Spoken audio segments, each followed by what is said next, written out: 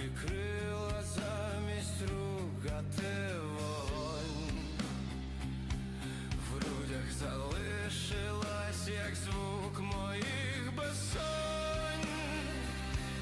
Просто віддай мій сон і тишу за своє щире, не залишу. Далі я сам, як пощастить.